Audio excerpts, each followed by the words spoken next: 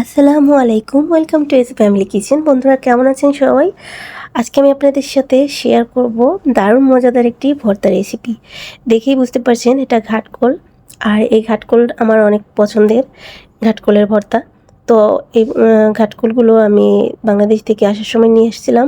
তো এগুলোকে আমি ভালোভাবে এই ঘাটকোলের উপরের খোসাটা ছাড়িয়ে তারপরে হচ্ছে যে উপরে যে আঁশটা থাকে সেটা ছাড়িয়ে নিয়েছি। এবারে হালকা কয়েক টুকরা করে কেটে নিয়ে এটাকে গরম পানিতে লবণ দিয়ে সিদ্ধ করার জন্য বসিয়ে দিয়েছি। এই ঘাটকোল ভর্তা কার কার পছন্দের কমেন্ট করে জানাবেন। আর এই ঘাটকোলটা সিদ্ধ করে নেওয়ার একটাই কারণ হচ্ছে যদি গলা না ধরে, এর জন্য অনেক সময় গলা চুলকাতে পারে, সেই সমস্যাটা অ্যাভয়েড করার জন্যই আমি এখানে একটু লেবুর রসও ব্যবহার করছি। তো এরপরে আমি এটাকে সিদ্ধ করা হয়ে গেলে হালকা ভাপ দিয়ে আর কি পানিটা ফেলে দিব। আর ঘাটকোল ভর্তা কার কার পছন্দের কমেন্ট করে জানাবেন।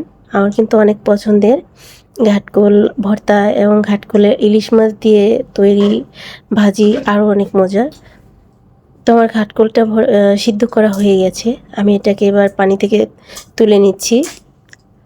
তো এরপরে একটি ফ্রাই প্যানে আমি তেল গরম বসিয়েছি। এরপরে দিয়ে দিচ্ছি কতগুলো কাঁচামরিচ, আর কাঁচামরিচের মাথা আমি একটু চিড়ে নিয়েছি, না হলে কাঁচামরিচটা ফুটে চোখে লেগে যেতে পারে।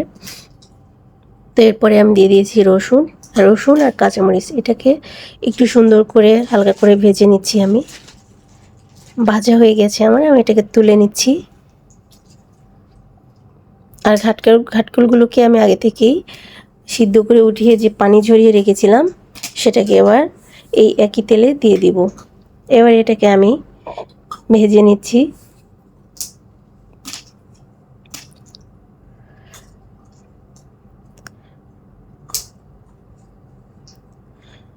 তো এই ঘাটকোলের ডাঁটাগুলো কিন্তু অনেক মজার, কচুর থেকে একটু আলাদা টেস্ট, তবে অনেক মজা লাগে।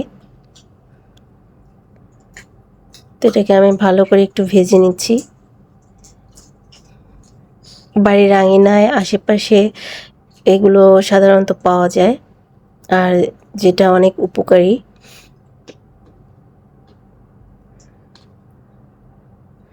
আর শহর এলাকাতে মানুষ এগুলো কেনার জন্য অনেক সময় খুঁজে পায় না।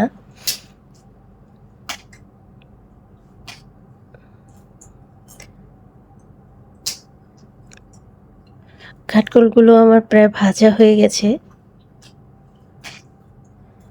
তো এটাতে তেমন বেশি তেল দিইনি, একই তেলে আমি পেঁয়াজ কাঁচামরিচ আর রসুন আর ঘাটকোল আমি ভেজে তুলে নিয়েছি।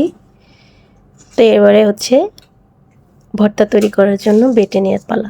তো সর্বপ্রথম আমি ঘাটকোলগুলোকেই বেটে নেব, আর এজন্য পাটাই হচ্ছে সব থেকে বেস্ট। আর এজন্য আমি পাটায় ভর্তাগুলো করব। ব্লেন্ডারে করলে কি পাটার মতো ওরকম অতটা স্বাদ হয় না। তো এর জন্য আমি হচ্ছে পাটায় বেটে নেব ভর্তাটা। আর এর জন্য এখানে আমি একটু লবণ দিয়ে দিচ্ছি। লবণ দিয়ে আমি এটাকে বেটে নিচ্ছি। আমার ভিডিওগুলো ভালো লাগলে একটু লাইক কমেন্ট শেয়ার করে দিবেন, এবং আমার এই রেসিপিটি ফলো করে বাসায় ট্রাই করবেন। আর যারা আমার ভিডিওটি নতুন দেখছেন তারা অবশ্যই আমার ইউটিউব চ্যানেলটি সাবস্ক্রাইব করে দিবেন, এবং যারা ফেসবুক পেজ থেকে ভিডিওটি দেখছেন আমার ফেসবুক পেজটি ফলো করে দিবেন এবং আমাকে সাপোর্ট করবেন। আমাকে সাপোর্ট করার জন্য আমার ভিডিওটি বেশি বেশি করে শেয়ার করে দিবেন। তো এরপরে আমার ঘাটকোল বাটা হয়ে গেলে আমি মরিচ এবং রসুন এগুলোকেও একসঙ্গে বেটে নিচ্ছি। এখানে আমি আর একটু লবণ দিয়ে দিচ্ছি।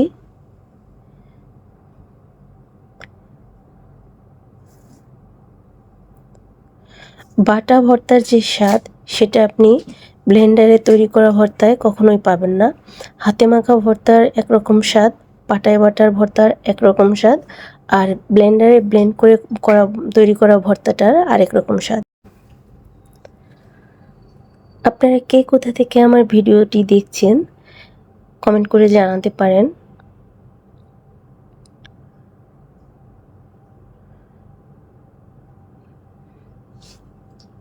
তো আমার ভর্তাটা বাটা হয়ে গেলে আমি ভালোভাবে এটাকে ঘাটকোল এবং মরিচ আর হচ্ছে রসুনের মিশ্রণটা ভালোভাবে মিক্স করার জন্য আরেকবার বেটে নিচ্ছিলাম। তো আমার ভর্তাটি তৈরি হয়ে গেছে। তো এই ভর্তার সাথে গরম গরম ভাত খেতে কে কে পছন্দ করেন কমেন্ট করে জানাবেন। তো আমি ভর্তাটা তুলে নিচ্ছি। আজকের ভিডিওটি এখানে শেষ করছি। আর পরবর্তী ভিডিও দেখার জন্য আমার ইউটিউব চ্যানেলটি সাবস্ক্রাইব করতে ভুলবেন না। আল্লাহ হাফিজ।